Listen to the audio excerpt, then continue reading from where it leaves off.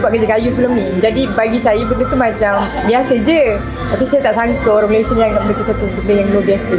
Saya pun tak expect juga sampai dapat bina sebuah rumah tu. Tapi mungkin sebab semangat dan juga ada beberapa faktor membuatkan saya nak teruskan. So apa pun kita, apa saya boleh cakap,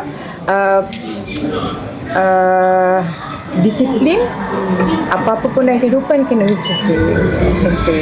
Untuk berumah asalnya sebelum ni saya mengajar kafa, tapi saya dah berhenti. Saya banyak fokus pada konten juga. So daripada situlah duit tu kita ambil untuk buat rumah sikit. Tapi dah berhenti dah setahun lebih. Masa tak fleksibel. Saya ibu tunggal. Ada seorang anak perempuan yang mana saya fikir akan datang kalau kata saya tak ada.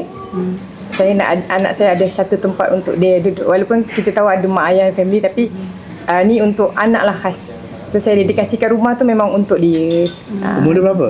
Sekarang 12. Asalnya start pada Ogos 2021. Tapi saya sempat buat dalam 2 minggu saja. Lepas tu saya sakit, setahun saya berhenti. Sekarang pun masih lagi follow up dengan hospital juga. Dan saya sambung semula Ogos 2022. Sampailah last hujung tahun lepas.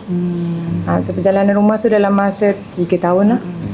Jalan secara sikit sampai siap. Tanah tu mak hadiahkan pada kami lah. Cepat beradik. Tengku datang tak silap saya setahun lebih yang lepas. 3 hari sebelum raya, sebelum puasa. Sebelum tu saya buat konten untuk Tengku. Jadi invite Tengku datang, tapi tak sangka Tengku notice kan. Memang ingat sampai sekarang lah momen dia datang, sebab kita tak sangka kan kerabat dia raja sanggup nak mencemaduli jumpa kita. Benda tu saya masih ingat sampai hari ni. Terima kasih pada Tengku Hasanah antara yang menyumbang.